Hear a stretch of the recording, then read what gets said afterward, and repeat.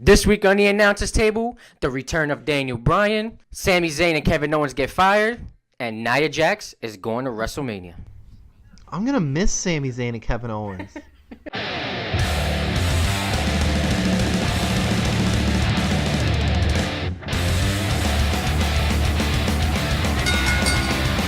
What's going on, Wrestle Geeks? Welcome to another episode of the announcers table. As always, I'm your host, B. Rye, and with me, as always, the Canadian Screwjob himself, Hertz Gewurz. Hey, I didn't think Daniel Bryan was gonna screw Owens and Zayn like that. Oh, come on, he did not screw them. He made some valid points, right? He said, Shane gave you everything that you wanted, and he was walking away. Why beat the hell out of him like that? But I mean, can we follow along with what WWE has done for years and years of guys beating up their boss? Like, Daniel Bryan beat up Triple H when Triple H was his boss too. Like, this isn't a fireable offense. I don't understand what's going on. You're right. It's not a fireable offense, but you know what? I'm more interested in this storyline now. And it has to do with all this beating up on the boss, beating up on your second boss, which is Daniel Bryan. I love how the fact I finally got to see Daniel Bryan take some bumps. I mean, he was doing his patented drop kicks in the corner, but he was doing it a little differently. I guess he's trying to protect his head so he doesn't get another concussion.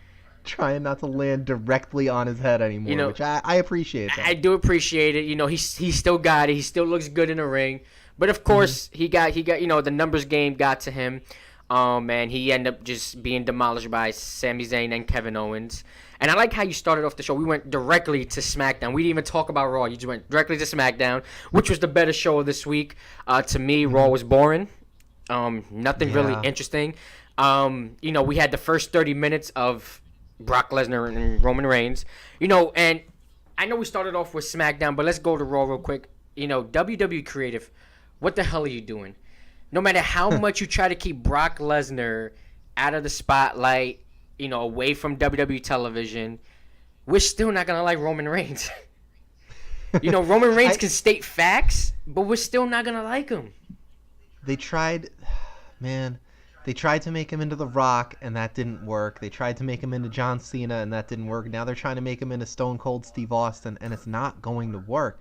Let the man be Roman Reigns, right? We loved Roman Reigns when he was the guy in the Shield who got the hot tag, came in, demolished everybody in the ring, and in the promos he was just, believe in the Shield. And that was it. And that's what we needed, and we loved that Roman Reigns. Let him be Roman Reigns. Exactly. And what has me upset is that, we get this, they give us this this dream of the winner of the Royal Rumble is going to main event WrestleMania. But we all know that Shinsuke and AJ is not going to be the main event. If I was Vince McMahon, I would definitely make it the main event. Because that's the hottest match you have right now. But no, what we're going to get Roman Reigns again in the main event against Brock Lesnar. That shouldn't even be a main event. It should be on the card, but it shouldn't be a main event. I think they're going to make it the main event just because it was the main event, a few years ago in one of the best WrestleManias that we've seen. So they're going back to the well with what works, and I don't see. I mean, the point of WrestleMania, and I think we've talked about this a few times. WrestleMania is not for you and me, right? We're going to watch no matter what. WrestleMania is to try to get the fringe wrestling fans, to watch. And you've said this a few times, and you're not wrong. Brock Lesnar is going to put, butts in the seats, right? Ronda Rousey's going to put butts in the seats. AJ and Nakamura, that's gonna be a great match. And when the people are already there watching, they're going to see it, and they're going to say, oh, wow, this is really good. But, I mean, AJ Styles and Shinsuke Nakamura had a great match, what was it, 3-4 years ago in New Japan? And nobody here knows about it. I mean, because we don't get New Japan over here in the States. I mean, you have to, go online to actually watch one of their pay-per-views or anything like that. But yet again, it's just the fact that WWE is lying to us. You're telling us the winner of the Royal Rumble is going to main event WrestleMania. And Shinsuke is not going to main event WrestleMania because you're still trying to shove Roman Reigns down our throats.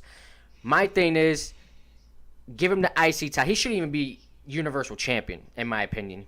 His time went and came already. When they had the chance, we're getting Braun Strowman in a tag team, which I think is very disrespectful. He is the hottest superstar right now on the Raw roster, and they're not pulling the trigger with him. What they need to do is have a SmackDown versus Raw match of the two best guys on the roster that for some reason creative doesn't trust. Let's get Braun Strowman versus Rusev at WrestleMania. That would be a great match. And neither of them, I mean, I guess Braun Strowman has a match at WrestleMania, but it's not a real match. And, man, I don't know. This whole thing is there's so much waste happening at WrestleMania that it's getting to be really disappointing. There's 14 matches. 14. Not only is there 14 matches, due to backstage heat, both Bayley and Sasha Banks are not going to compete against each other at WrestleMania because of some comments that they made to creative. But they will be in the first ever Women's Battle Royal, which, by the way, the name was changed because of the controversy with Fabulous Moolah in the past. Yeah. Yet again, if it happened in the past, it happened in the past. This is just a bunch of people just hating or who are still disgruntled. At the end of the day, the Fabulous Moolah is a pioneer. She's a trailblazer. A lot of the women now who are wrestling looked up to the Fabulous Moolah, looked up to Mae Young. You know what I'm saying? We already have the Mae Young Classic. Even if we can't have the Fabulous Moolah Battle Royal, name it after another Hall of Famer. Trish Stratus, Lita, Alundra Blaze. There's a lot of women you have in the Hall of Fame who you can name it after. Or even a better respect, even though she's not in the Hall of Fame, and hopefully one day she will be, Chyna. Yeah, that one makes the most sense, right? Because the men's battle royal is named after the 8th wonder of the world. Name the women's one after the 9th wonder of the world. That's where I was going to go with that. That makes the most sense.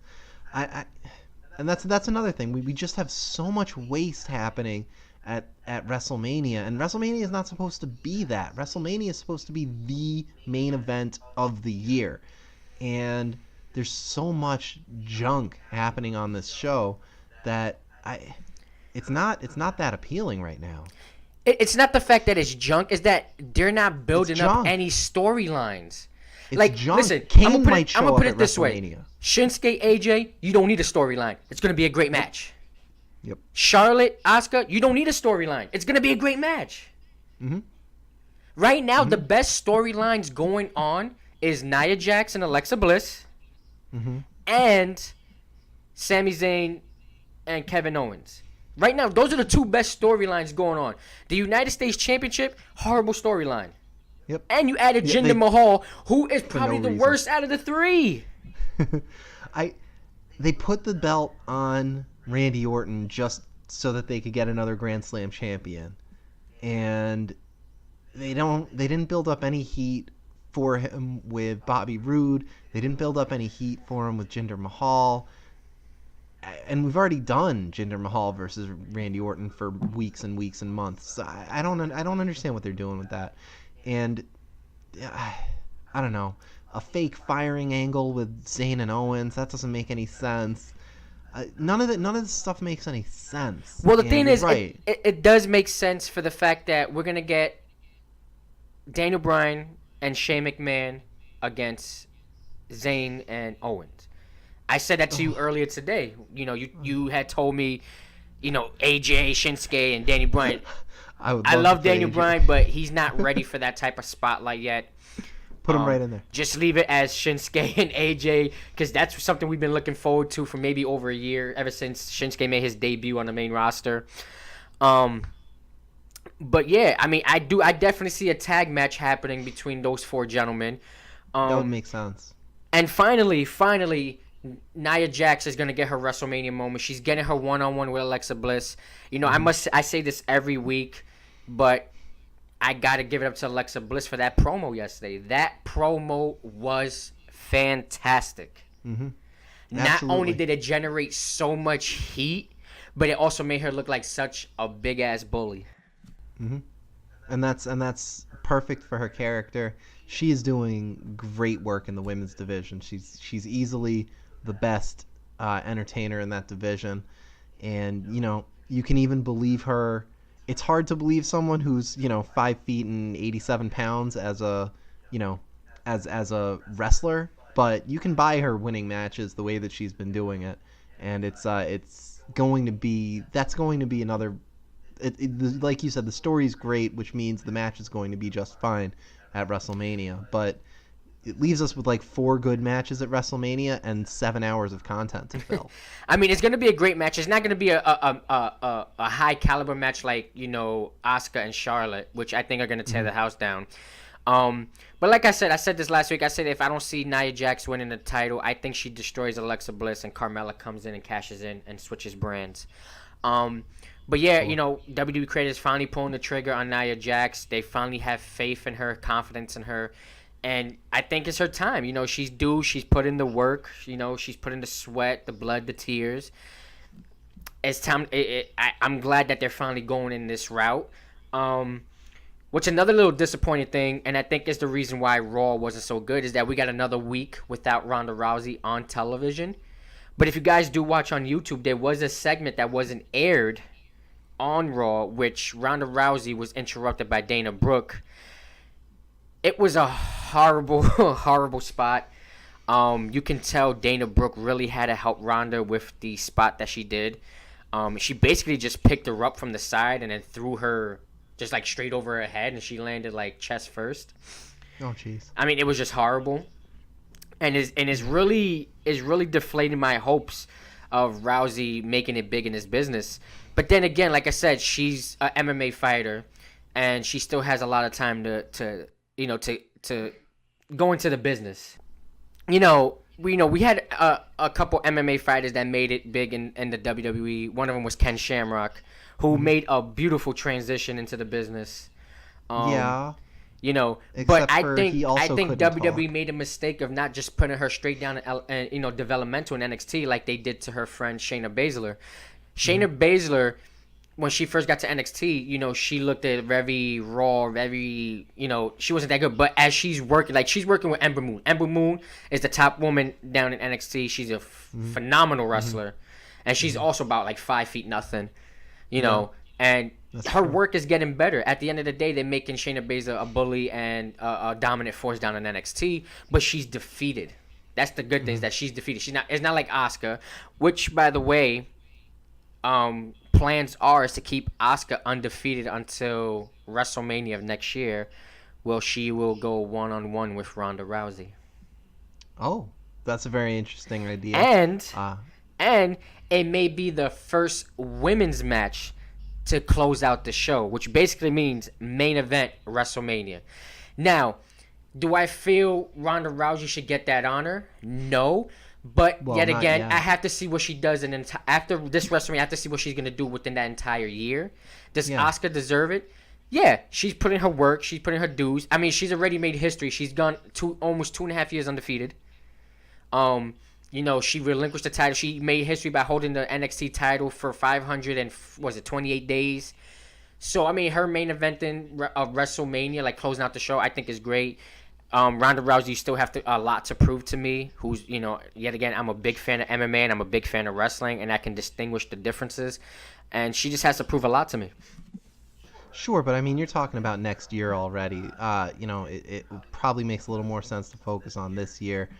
Ronda Rousey she's brand new to talking live on a mic in front of 15 to 20,000 people. That's not something that comes naturally to anybody, and it's just something that she's going to have to work on. And she's got the chance. You made a good point. She probably should have started, or at least done a few weeks, maybe one pay-per-view cycle in NXT, so that she could get the hang of talking on a live mic in front of. It's obviously a smaller audience at NXT. She could get the hang of being herself turned up to 11 in front of a live audience like that. She has a year to get ready for. I don't think her first match should have been at WrestleMania. Her first match probably should have been, at the pay-per-view where she signed her contract. Instead of just signing a contract, she probably should have had a match there. But to give her first match at WrestleMania and hide her sort of in a mixed tag team match where she'll be the better wrestler whenever she's in the ring, which is important. And then you have 2 very good wrestlers when she's not in the ring to carry the match. It's going to make her look a lot better. and they'll probably do a lot of that going forward, sort of hiding her in tag team matches, having her in the ring with 3 or 4 other people so that she only has to deliver a line or two. She's not ready to carry a promo right now all on her own, but she'll get there, and you can tell that the talent is there, and you can tell that she cares and that she wants to do this, which is always the most important. Yeah, she does want to be there. She relishes the crowd. That's one thing I can say about her. She has a lot of charisma, and it's due because, like I said, she was a star in UFC, and she's an automatic star in WWE. I mean, she's a big wrestling fan, but she has something to live up to. She has big shoes to fill because she's using the nickname Rowdy. Now, we all know the late, great Roddy Piper was Rowdy Piper, who was one of the best at doing a promo. Come on, Piper's Pit. Who can forget the infamous Piper's Pit with Jimmy Snuka cracking the coconut over his head, and she has big shoes to fill because she's carrying a legacy in that name, and I want to see her succeed in the WWE. You know what I'm saying? Her UFC career I think is over, and I want her to see her to continue on in wrestling. I want to see how great she can be, and I feel she can be great if she gets to practice in. Like you said, her first match shouldn't have been WrestleMania, but then again, like I said, it's going to be WrestleMania so they can put butts in the seats, sell tickets. Right. But going on, guys, like I said, congrats to Nia Jax. Also, congrats to Mark Henry, who's being inducted in the WWE Hall of Fame. I mean, I'm excited it's Mark Henry. We all grew up I was a teen when Mark Henry first bursted onto the scene. He's done a lot for the business. He's done different personas. My favorite one was Sexual Chocolate. I think that was his best one. I love the Hall of Pain. I love the Hall of Pain was good, and I'm glad. Was... I'm glad he's one of those guys that got the opportunity to be a world heavyweight champion before he retired. I think he was a 2-time champion or something like that, or 1 time. Not too sure. But he also held the European title, which is no longer around. He's also been, I think, a tag champion. I don't think he's been a Grand Slam champion, but he came close. No. He came close. But yeah, congratulations to Mark Henry. He's actually one who deserves to be in the Hall of Fame, unlike Jeff Jarrett. He's just like, what? Now I want to talk about the Ultimate Deletion match before we end the show. You unfortunately had texted me last night and asked me what the hell did you just watch? What was that? That was horrendous. Now the thing is that I read a lot of reviews about the match. A lot of people loved it because it was different. It was something that's different. It wasn't something that's we've seen before. It was unique. But then there's people saying like, what the hell did we just watch? That was stupid. That was it. But you got to remember, if you're only a WWE fan, of course you're going to find it dumb. You're going to find it stupid. If you think outside the box or watch stuff that's not only WWE related, then you're going to find a creative genius into it. Now, with Bray Wyatt losing, which I don't agree with. Not just losing, he disappeared. Yeah, he disappeared. Basically, this means that they may repackage Bray Wyatt. I sure hope so. Some of the rumors are coming around that they may bring back Husky Harris. I'm okay some of the with that. rumors are that he may come back as Sister Abigail. Whatever. I mean, Bray Wyatt, I'm sorry, but you lost twice to Matt Hardy. And your career is done. I'm telling you, I said this once, I'm going to say it again, ask for your release. Yeah, at this point, he needs to take the Bray Wyatt character and just go somewhere else. Take it to TNA, take it to Lucha Underground, take it somewhere else. Take it to New Japan. Yeah. And just get to take it to like Chikara or something, somewhere where you can be crazy and weird. And you won't have people like me judging you for being too weird. I love the Bray Wyatt character. When I first started, I loved it. But then it's like creative doesn't know what to do with it. No, what they did, they put him through the same cycle. I don't know how many times where they tried to build him up into this big bad guy that everyone should be scared of, and then he would lose 8 consecutive matches to John Cena. Yeah, it's nothing. It's nothing to do. All right, guys. Well, that concludes our episode for today. We will be starting a podcast now, guys. So all you guys who are unable to watch us on YouTube, we'll have a description below where you can catch us on a podcast. So you can catch just the audio version of our show. Hertz Converse, take us out, my man. Thanks everybody for watching. Thanks everybody for listening. Be sure to like this video and all videos on Geeks Unlimited. Subscribe. Check the link down in the description to subscribe to our podcast. Will be available on Google Play Music as well as iTunes. And just keep an eye out for us. Thanks for watching and have yourselves a wonderful week.